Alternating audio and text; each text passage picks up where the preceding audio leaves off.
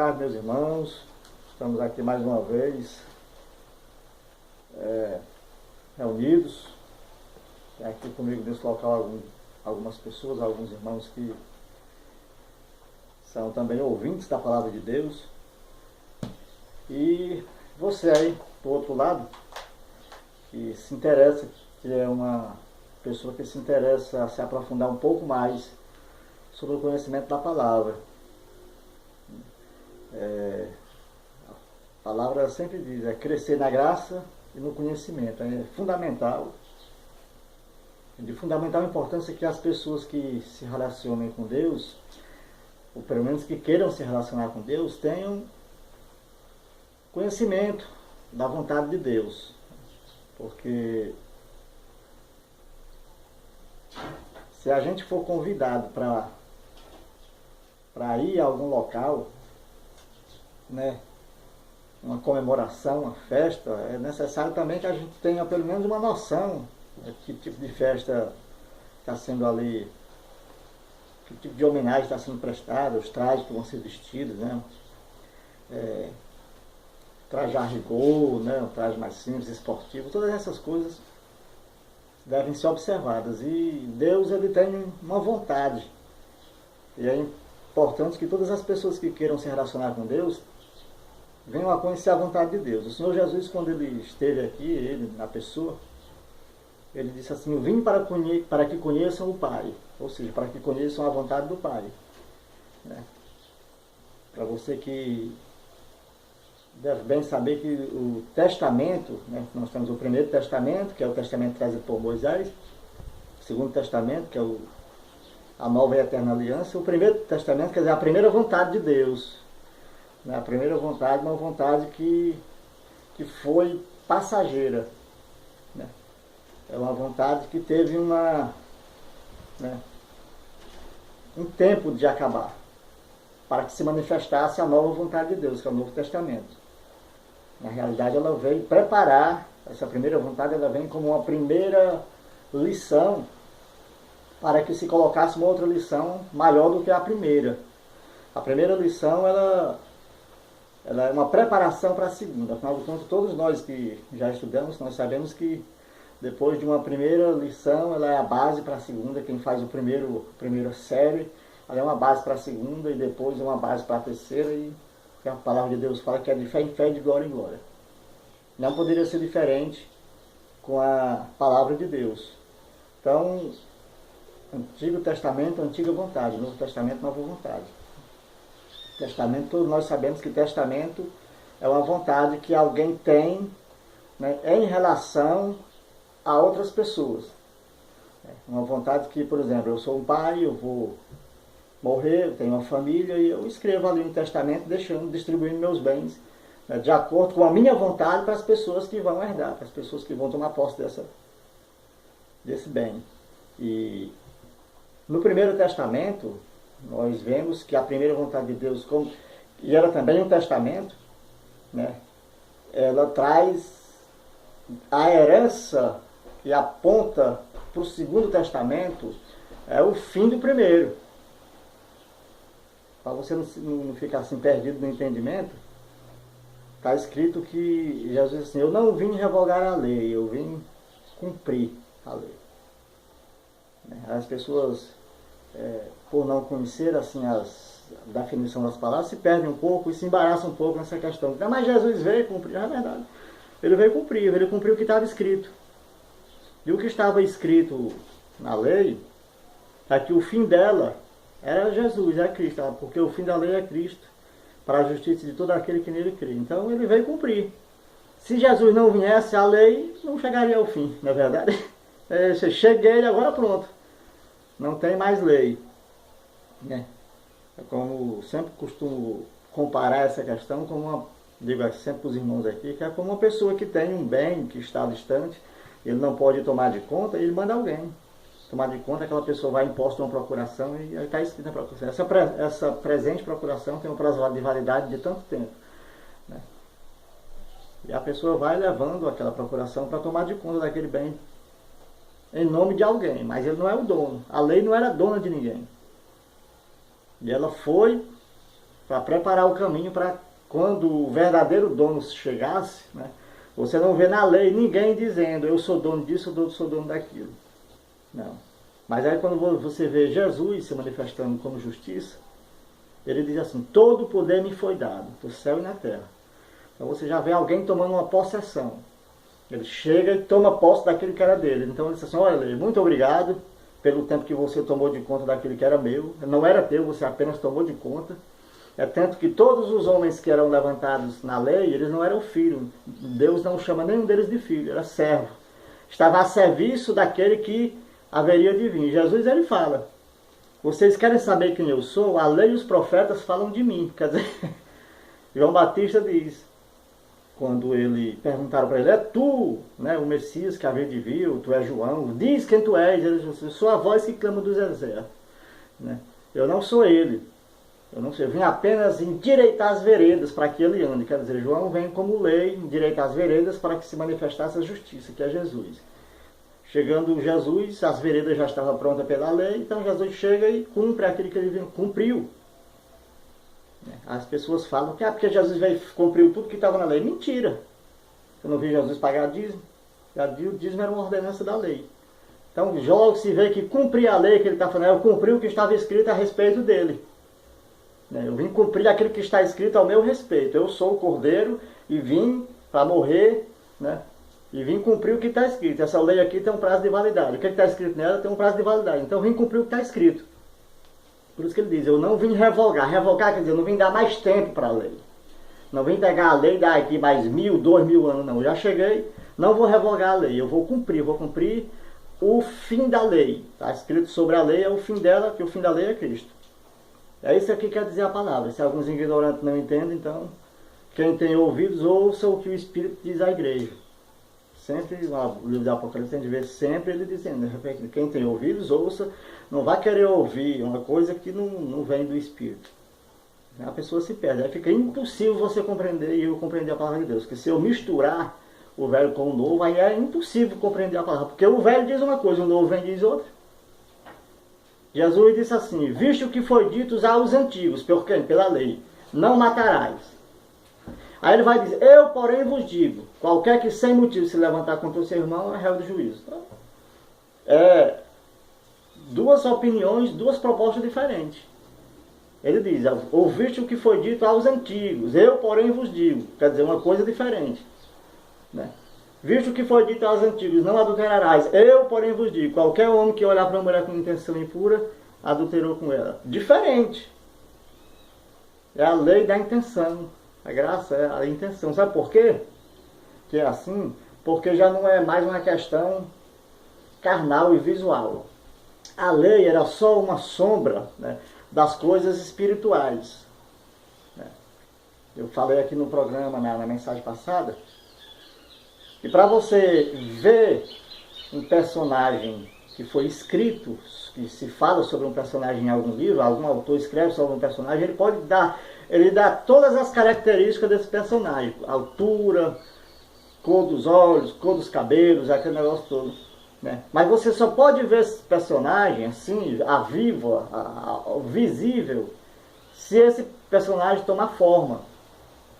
Então as pessoas vão procurar uma pessoa que se identifique, né, na sua aparência com o que foi descrito sobre esse personagem. Quando a pessoa encontrar essa não, tá aqui, essa pessoa aqui, ela bate com a descrição do que o autor escreveu no livro. Aí vão contratar essa pessoa para desenvolver, encarnar o papel, tomar, né? E aí você vai ver como é todo filme que você assiste aí na televisão sobre um ator que está representando alguém. No script, no que está escrito, primeiramente foram escritas as características daquela pessoa. Depois eles vão procurar um ator que se enquadre com aquelas características do que está escrito. É assim. Aí quando eu vejo assim, essas gravuras aí do Cristo, né, do que as pessoas pensam ser Jesus, eles não encarnam aquilo que está na palavra, porque a palavra diz que Jesus era feio, Isaías diz que ele não tinha formosura nenhuma, né? Era desprezível, era desprezado, enfim. Aí os caras vão lá e pintam um lourão dos olhos azuis, as mulheres ficam tudo imaginando coisas. Cara bonitão, né? Eu já vi algumas mulheres dizendo assim, se Jesus viesse hoje eu ia casar com ele porque ele é muito bonito. Ele não tinha formosura nenhuma. Nele não tinha nenhuma beleza. Isaías fala sobre isso. Jesus foi uma pessoa completamente diferente do que pintam, do que falam por aí. Por isso que ele não chamava a atenção assim, no aspecto humano. Né? Até porque é uma estratégia de Deus. Né? Diz que ele pegou as coisas vis para confundir as não vis. As loucas para confundir as sábias. Né?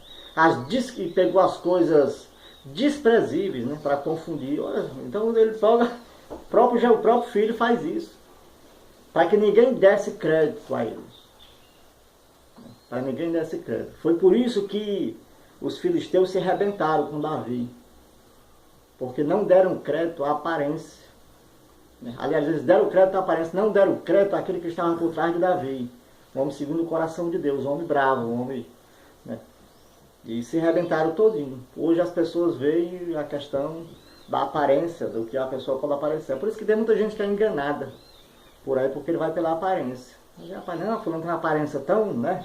Poxa, mas quem viu, quem é que dizia que essa pessoa era capaz disso? Porque julgou, viu pela aparência. Né? Viu pela aparência. E isso aí arrebenta, isso daí joga por terra os conceitos divinos. De se ver as coisas pelo que se aparenta ser. É muito complicado isso aí. Então, a lei, ela mostrava a aparência daquilo que se podia ver. Na lei, todas as pessoas que eram instituídas pela lei, eram pela aparência do que se podia ver para reinar. Por exemplo, quando Deus diz que Davi era um homem segundo o coração de Deus, Deus quebra uma regra já que ele se estabelecido em Saul. Porque quando se instituiu o primeiro rei de Israel, Deus mandou que se escolhesse, né? Ele foi lá procurar o filho de... não estou muito lembrado agora o nome do pai de Saul, mas Saul era o homem mais alto que tinha, de cabelos longos, né? Um homem bem aparentado. Saul tinha uma aparência muito... Daí uma coisa que todas as coisas que vinham pela carne, era pela aparência da carne, e a aparência da carne era formosa. E Jesus, como é a aparência do Espírito, então ele despreza a questão da carne. Se manifesta como... para confundir essas coisas. Existe para quebrar esse paradigma. E ele mesmo faz todas essas coisas, quebrando esse paradigma, em todas as coisas que as pessoas viam pela lei. Quando você vê Jesus debatendo com os fariseus eles viam muito pela aparência, por causa da lei. A lei... Né, eles obedeciam à lei, e a lei era uma coisa que ia pela aparência, ela mostrava na carne aquilo que não se podia ver no âmbito espiritual. E hoje todas as coisas que são de Deus, elas são imputadas no Espírito, porque Jesus diz, né? Ele diz que a carne para nada serve. Ele diz assim, o que é nascido do Espírito é Espírito, o que é nascido da carne é carne. A carne para nada serve. Não existe serventia na carne nenhuma, porque inclusive ela cogita contra o Espírito e o Espírito contra a carne. É uma luta diária, né, do que seja o âmbito espiritual. Irmãos, o que é essa questão do âmbito espiritual, como é que funciona essas coisas? Eu expliquei aqui uma outra vez sobre o corpo espiritual que já está formado em mim e você pela palavra. Não existe formação de corpo espiritual se não for pela palavra. O que passar disso, se a pessoa pensa que está vivendo espiritualmente sem conhecer a palavra, existe um engano do diabo na vida dela. É Satanás enganando. Porque o Espírito Santo ele é subordinado à palavra. Ele só pode se manifestar na vida de alguém pela palavra. Porque o Espírito ele testifica da palavra. 3 são os que testificam no céu: o Pai, o Filho e o Espírito. E 3 na terra: a água, o sangue e o Espírito. Para o Espírito testificar, a água, no caso aí, é a palavra. O Espírito só pode testificar de uma coisa que ele sabe que é a verdade. Do contrário, ele não vai concordar, não vai testificar, que é testemunhar aquilo que não vem pela palavra. E não é a palavra, não é a lei. Lei não é a palavra. A palavra ela se manifesta em Jesus Cristo. né, que são as boas novas, diferente da lei. Nós acabamos de ler aqui. Jesus, a lei dizia uma coisa, e ele diz, ouviste o que foi dito aos antigos. Eu, porém, vos digo. E aí ele já está falando dele, do filho. Ele não está falando como servo. O servo falava, assim diz o Senhor. Mas ele, Jesus, vem assim, eu, porém, vos digo. É diferente. Autoridade. Autoridade como filho. O servo não tem autoridade de filho. Ele falava em nome do Senhor. Assim diz o Senhor. E tal, aquele negócio todo. O Senhor falava. Né? E hoje, quando a gente vê assim esses ministérios, os camaradas também não estão, quando vão profetizar, pensando que é um engano essa profecia. A pessoa diz, assim diz o Senhor, é um engano. Quem tem que dizer é o profeta. Os profetas de Cristo, quem diz é ele, porque ele tem a autoridade da palavra. Ele não é servo, ele é filho. E como o filho é o quê? O quê? Herdeiro de Deus e co-herdeiro de Cristo. É diferente. Então, quando você for para esses ajuntamentos aí, que os caras juntam aí, chamam, né? Faz convite, e você às vezes, pela religiosidade ou pela curiosidade vai, você fica prestando atenção. Né? Fica prestando atenção e conhecereis a verdade vos libertará. Nós não estamos aqui para lutar, para bater em ninguém ou questionar nada de ninguém. A intenção não é essa. A intenção, Paulo disse assim, eu fiz-me de tolo para ganhar o tolo, de fraco para ganhar o fraco, de forte para ganhar o forte, a fim de que por meio de um e de outro possa ganhar algum. Possa ganhar algum.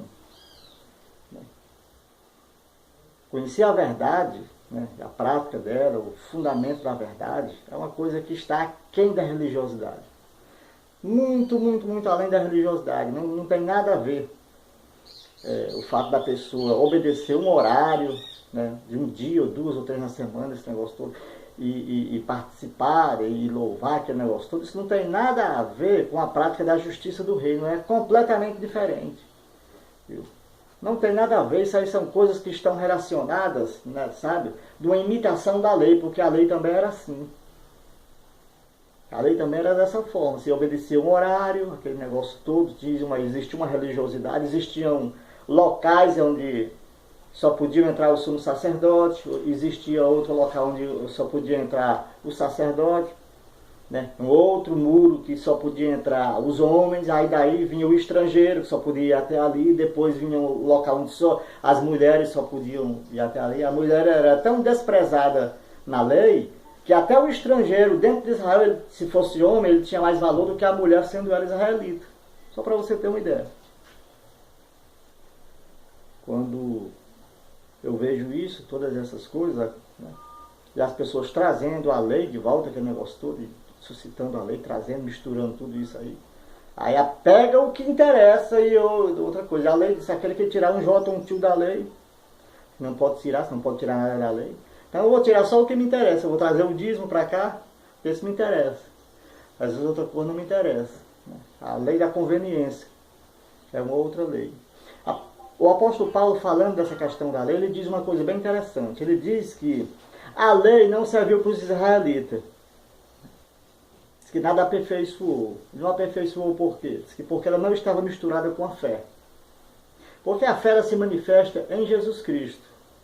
Na lei não existia fé. A fé se manifesta em alguns homens na lei. No caso de Abraão, de Davi, Jó. Né? Na época, antes da palavra chegar, né? Esses homens já tinham conhecimento pelas escrituras, as antigas, os pergaminhos que falavam, que apontavam para a vinda de alguém que vinha para religar, fazer de novo essa união de Deus com o homem, aquele que tinha sido separado lá no jardim, tinha sido separado e alguém vinha. Eles já conheciam isso. Então eles criam, né? Eles criam naquele que estava escrito e esperavam, né? Esperavam. Davi fala do Senhor Jesus lá naquele tempo. Diz o Senhor ao meu Senhor, assenta-te aqui à minha direita, até que eu ponha todos os teus inimigos debaixo dos teus pés. Né? Jó fala, eu sei que meu Redentor vive. Né? Abraão, pela fé, leva Isaac lá. Então são atos, né? Fé, são justificados pela fé em quem? Fé em Cristo, não fé na lei. Porque na lei não havia manifestação de fé. As pessoas faziam as coisas por um cerimonial, né? Por uma obrigação cerimonial. É diferente da fé. A fé, ela se manifesta, inclusive a nós, os gentios, por acreditar em Jesus. O apóstolo Paulo ele fala sobre essa questão da fé em Cristo. Para isso não tem grego, nem judeu, nem escravo, nem livre, nem homem, nem mulher. Aquele que crê, né? Mas é imprescindível que também aquele que crê também obedeça, né? Porque se a pessoa não crê, não acreditar na sinalização, né, nos sinais, ele também não pode se utilizar dos benefícios dessas coisas. Não tem como ser beneficiado se não crer, né, verdadeiramente no que está escrito. Aí eu vou mais além. A palavra de Deus diz que todas as promessas que há em Cristo, quer dizer, todas as promessas que estão escritas aqui no Novo Testamento, para mim e para você, que são em Cristo, são nele o sim, por ele o amém. Sempre gosto de frisar isso aqui, porque quando você ouvir, aí onde você se ajunta, aí onde você está, profecias que vêm contra o que, né, profecias de derrota, desse aqui outro, você não acredite, porque a palavra está dizendo que as promessas que estão em Cristo, promessas vêm de quê? De profecia. São nele o sim, por ele o amém. Quer dizer, o sim e o assim seja. Você pediu, né? É filho, se pediu como filho, recebe o pão da vida, recebe o prato principal. Mas se pediu como servo, vai receber migalha, como aquela mulher falou. Jesus disse assim, é certo tirar o pão da boca dos filhos e dar para os cachorros, ele vai, sim, mas os cachorrinhos comem das migalhas que caem da mesa do dono. Então vamos entender a palavra de Deus. Até a forma de pedir as coisas ao Senhor, você tem que pedir como filho, porque se o filho pede como servo, como miserável, o pai se entristece. Né? O pai se entristece. Poxa, meu filho sabe que é dele, ele chega aqui feito um miserável. O pai fala para aquele filho, pai, tu nunca me... O filho fala para o pai, tu nunca me deu. Isso aí saiu, delapidou teu patrimônio com os meretrizes, e ele chega, você recebe. Agora eu sempre tive com o Senhor. Isso nunca me deu um cabrito para comer com meus filhos. Disse assim, meu filho, o que é meu é teu. Como quem disse, tu nunca pegou porque não quis. Né? Como filho. Agora precisa saber quem é que é filho de Deus, porque a Bíblia Sagrada, né? A palavra, a Escritura, ela relata sobre os filhos de Deus, sobre os filhos da desobediência, os filhos do diabo, os filhos da perdição. Tem muitos tipos de filhos que servem a pai diferente, que não é Deus. Não é Deus. E só pode ser considerado como filho de Deus aquele que é nascido da palavra. Jesus fala claramente para Nicodemos. Importa nascer de novo. Nicodemos, importa nascer de novo. Né? Quer dizer, nascer como? Você já nasceu, sua mãe já lhe concebeu. Você nasceu segundo a carne. Né? Segundo a vontade carnal de um casal que ele colocou no mundo. Cresceu e vem andando segundo a carne, até se encontrar com a palavra. Até se encontrar com a palavra. Então, se encontrou com a palavra, nasceu de novo. Uma nova vida segundo o Espírito. Aí ele fala, aquele que não nascer da água e do Espírito, primeiro, né? Aquele que não nascer de novo não pode ver o reino do céu. Aquele que não nascer da água e do Espírito não pode entrar no reino do céu. Você nasceu da palavra, são os primeiros contatos que você tem com a palavra, e você já viu o que é o reino. Aí você vai obedecer a palavra do que está escrito, aí você já pode entrar, já tem acesso, você se torna um cidadão espiritual, do reino espiritual, com uma identidade espiritual, né? Com todos os apetrechos que um cidadão comum aqui nesse mundo tem, os documentos para ir e vir, no mundo espiritual também é a mesma coisa. Eu provo isso na Bíblia que é assim. Né?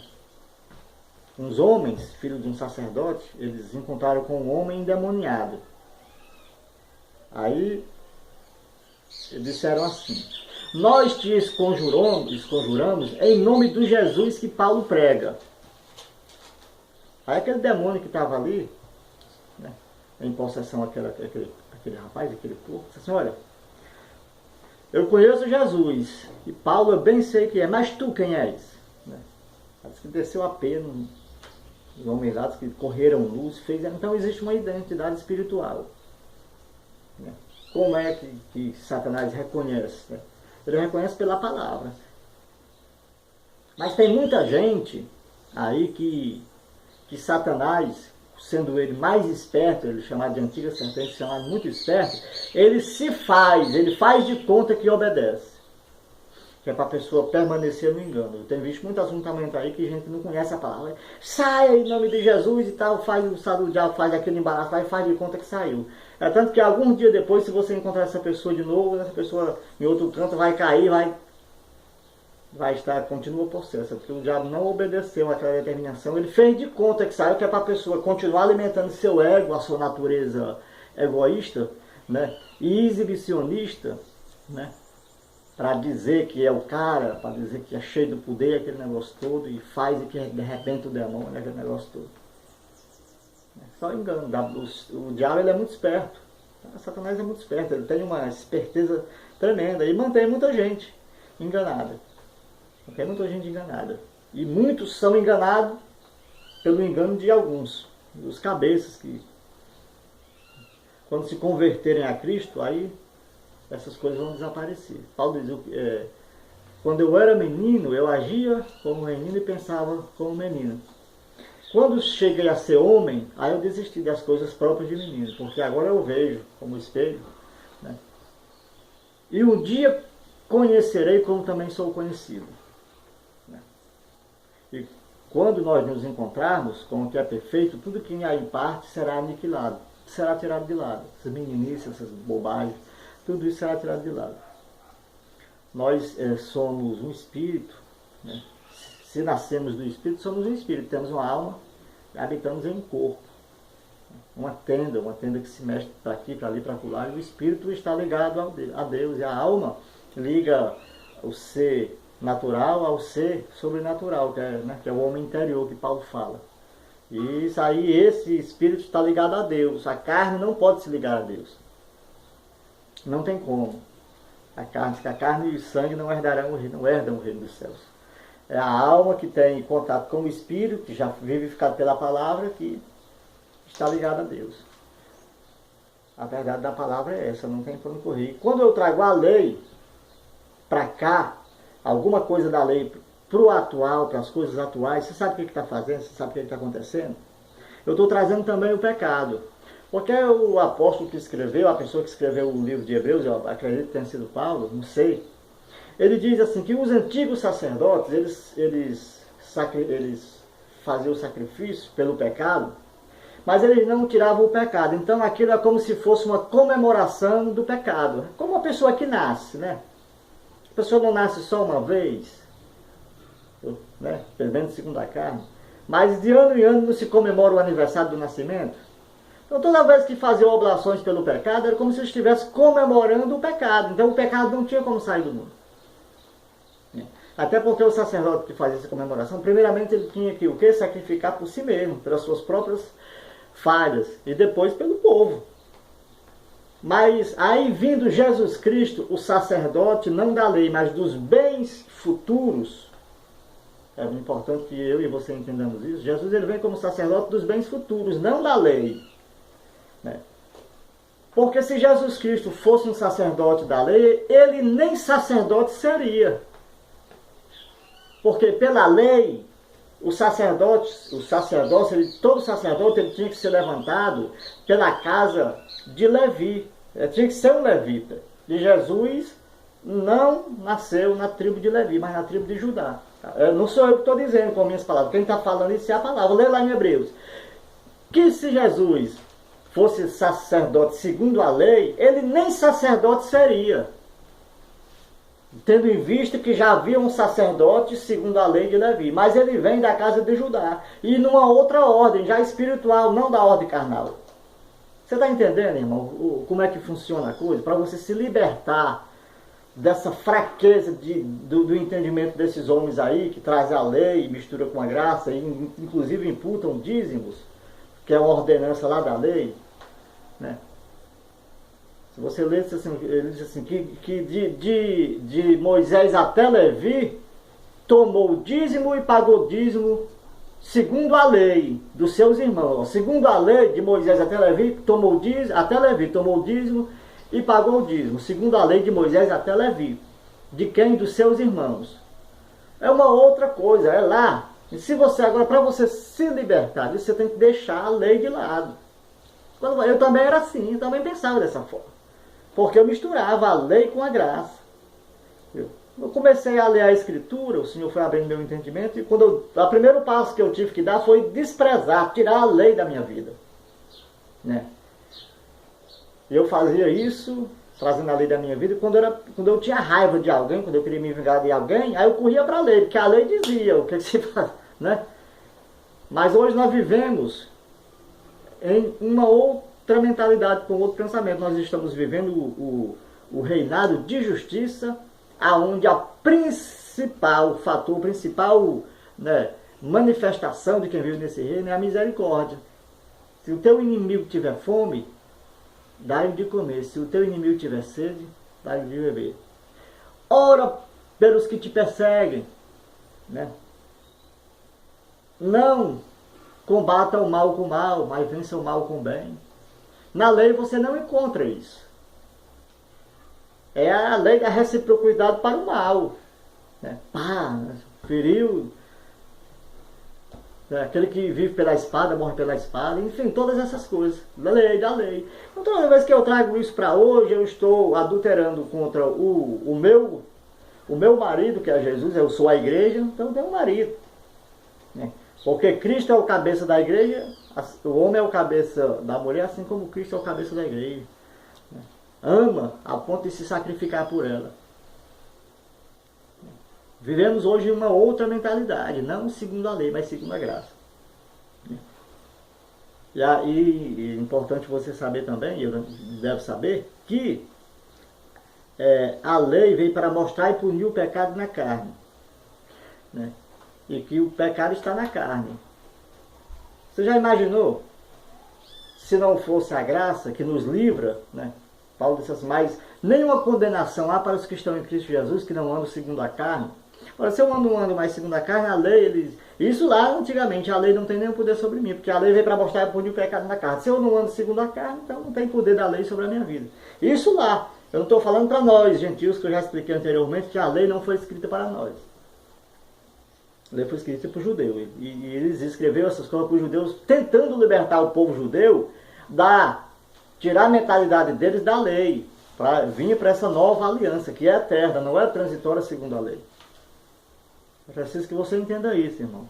Enquanto você estiver misturando o velho com o novo, você não vai entender a palavra de Deus. Não tem como. É impossível você entender duas coisas que se confrontam. Aí se você ficar bem no meio, você vai se virar o quê? Um saco de pancada. Eu já tentei apartar a briga dos outros. Foi quem mais apanhou foi eu. Você fica bem no meio, né? Um quer bater no um, você tá no meio. Um quer bater no outro, você tá no meio. Vai ficando levando porrada.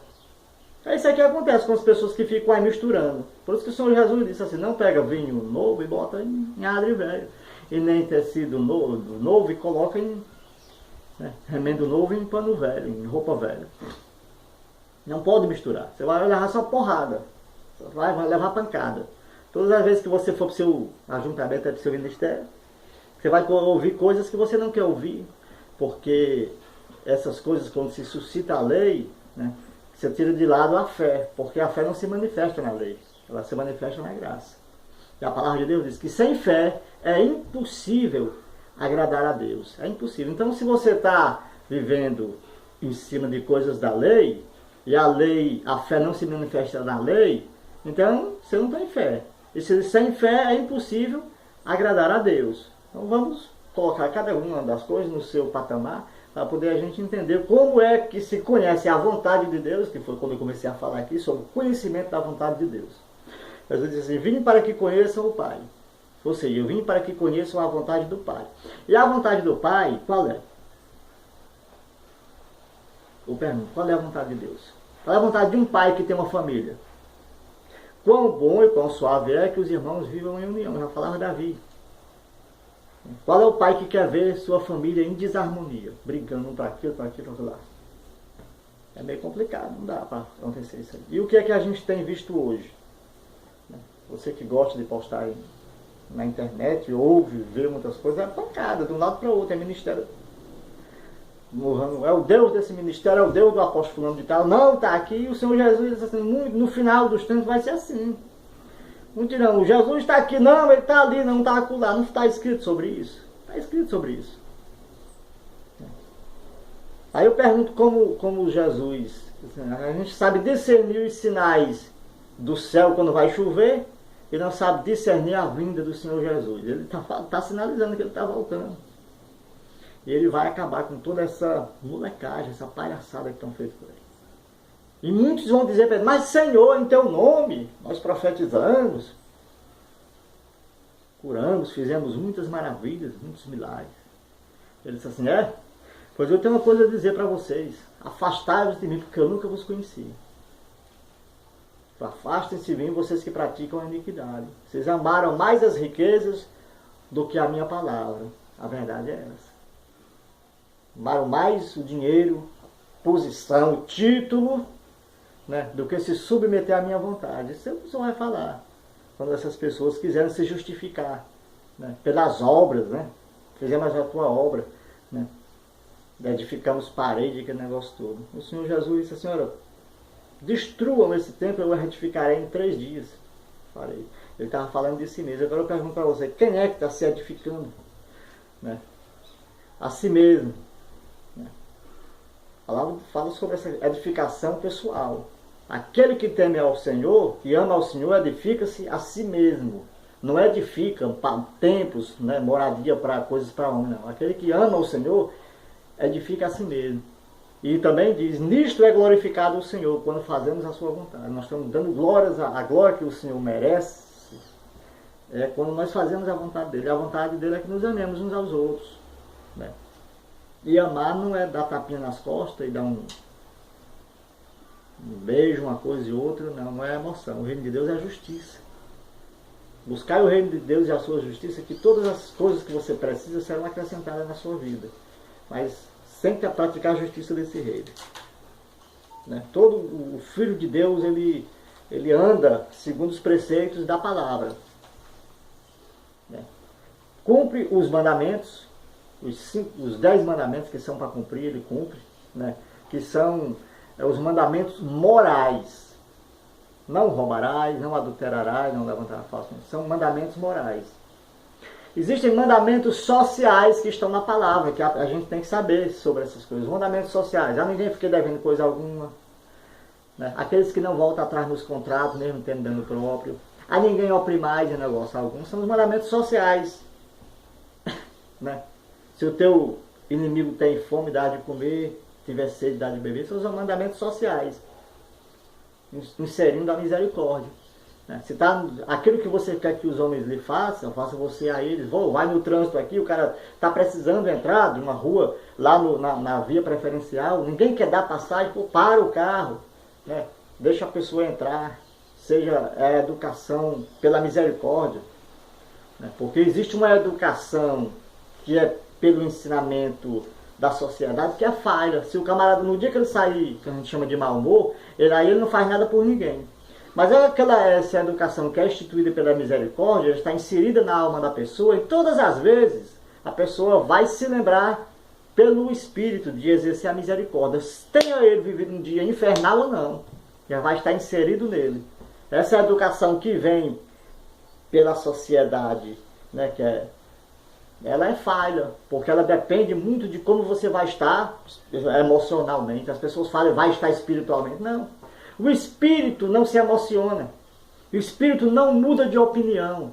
A palavra de Deus diz que em Deus não há nem sombra de variação. Não existe, amanhã esse mal-humorado, tá lá, o meu não sei o que, não. O espírito não tem esse tipo de coisa. Daí é que tem que cair por terra esse conceito de emoção nas coisas de Deus. Não existe emoção nas coisas de Deus. Existe razão, lógica pela palavra, né?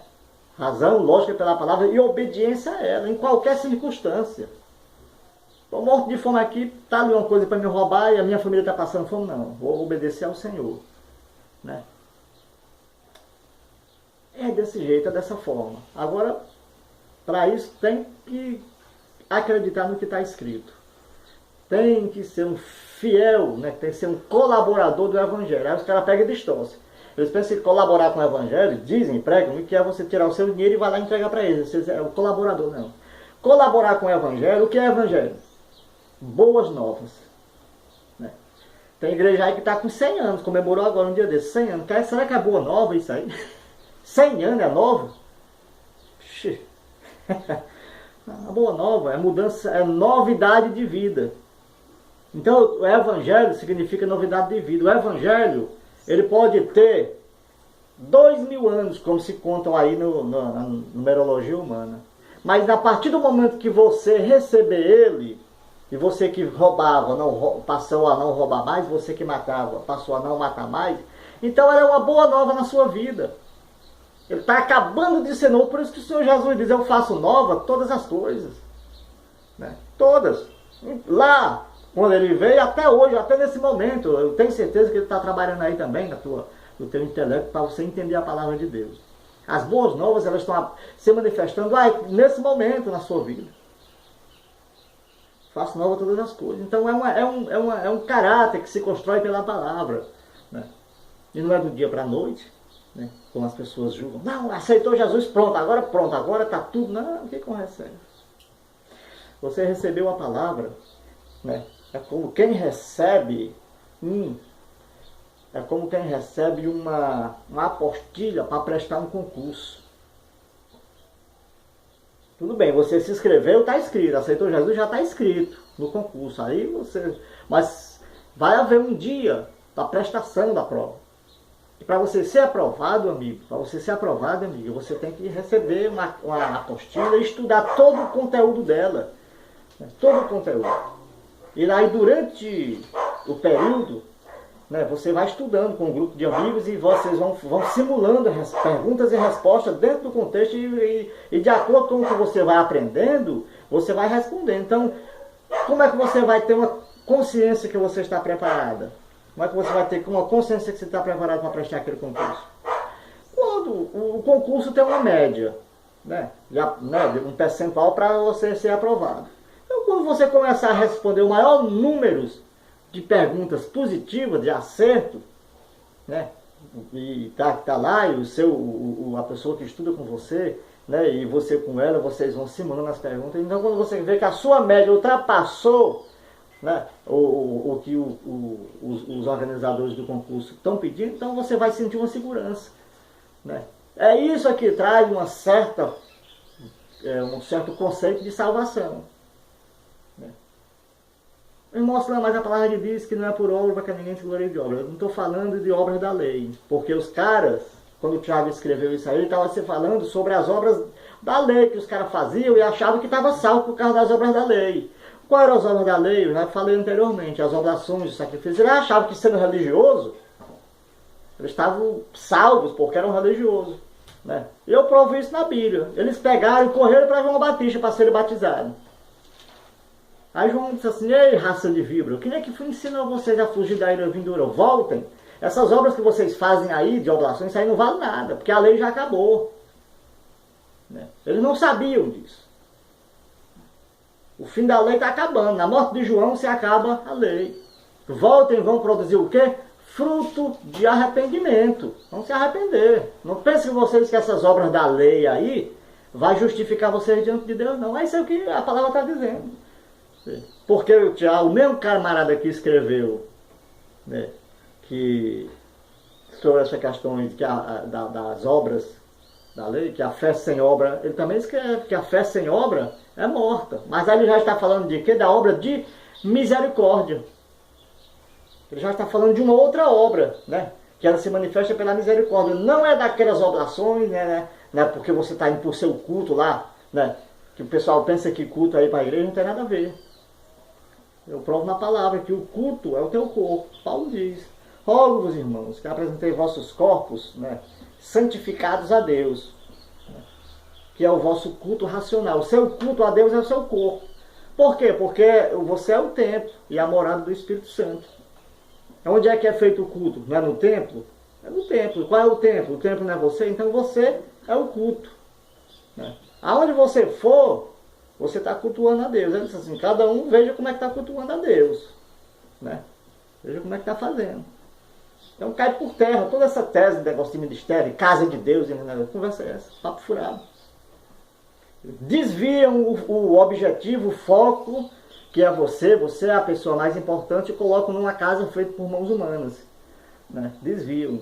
Aí as pessoas vão lá, sabe, e a atenção é mais voltada para o local, né? Tem alguns locais que se você soltar um pé pauzinho no chão, as pessoas se escandalizam, né?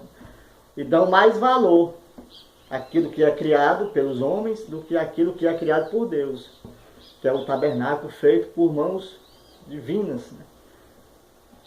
Eu fico muito entristecido com isso. A minha vontade é que todas as pessoas conhecessem a verdade e fossem libertas pela verdade, porque se hoje eu falo para um ou dois que acessam, que têm privilégio de escutar essas palavras que não são minhas, mas do Senhor, né?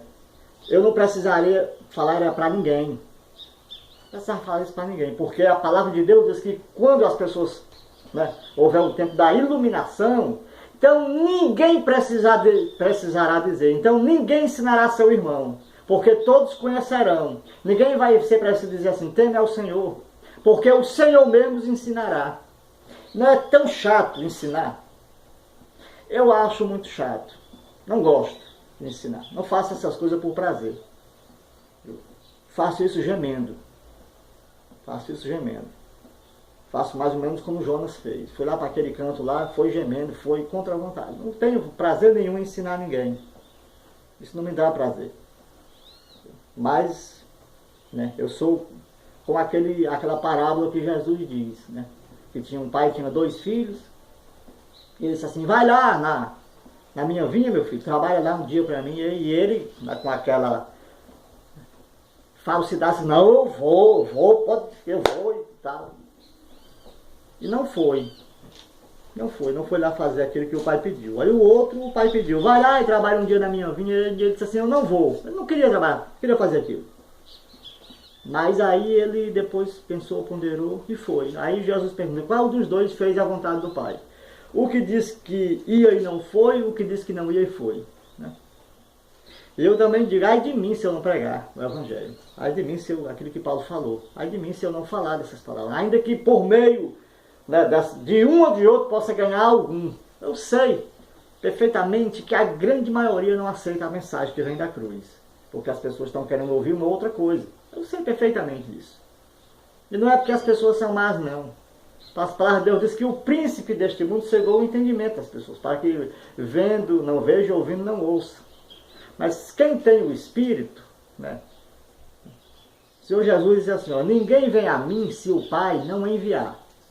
Eu tenho que entender isso. Tem que entender que isso é uma coisa que está entre o Pai e a pessoa, entre o Pai e você.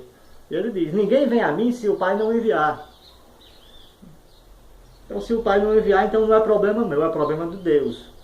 E a pessoa e Deus, eu não tenho nada a ver com isso. A minha missão aqui é ensinar a palavra de Deus. Ensinar, falar as coisas que são verdadeiras, né? Quem quiser ouvir, quem quiser ser religioso, que seja, não tem problema de cada um. Agora, quem quiser verdadeiramente conhecer a verdade, né? Conhecereis a verdade vos libertará. Quem quiser ter essa dimensão do que seja o Evangelho do Senhor Jesus Cristo, ele disse assim, se o Filho do Homem vos libertar, verdadeiramente será livre. Tem pessoas aí que são presas às coisas, aos juntamentos, por causa da opinião dos fulanos de cicrano, são presas a tudo, se tornaram escravos, não de Cristo, porque o escravo de Cristo, ele é né, o servo de Jesus Cristo, né, ele é preso à palavra, ou seja, onde ele for, qualquer coisa errada que ele queira fazer, ele não pode, porque ele está preso à palavra. Ele tem ali um tutor que rege a vida dele, que é a palavra, que é o próprio Jesus Cristo, né? Mas aí tem pessoas que estão presas a homens, são pessoas que estão presas a homens, fazendo vontade de homens, né? Que se dizem instituídos por Deus e por Jesus.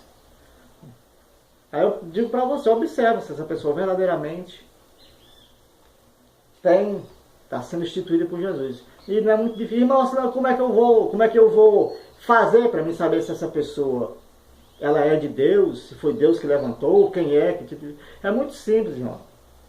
É muito simples, irmão. Pela palavra. A palavra de Deus fala sobre frutos do Espírito. Observa nessa pessoa. Se essa pessoa tem os frutos do Espírito. Bondade, benignidade, longanimidade, temperança, mansidão. São alguns dos 9 que eu citei, não estou lembrado de todos, mas são só alguns, só para você ter ideia. Então observa nessa pessoa aí, nesse teu pastor, nesse teu... se ele tem esses frutos. Se ele não tiver, então o Espírito Santo não está nele, porque é manifesto que todas as pessoas que têm o Espírito Santo tenham também os frutos do Espírito. Tem que ter, principalmente os que lideram. Então, se ele não tivesse esses frutos, ele não for manso, benigno, temperante, né?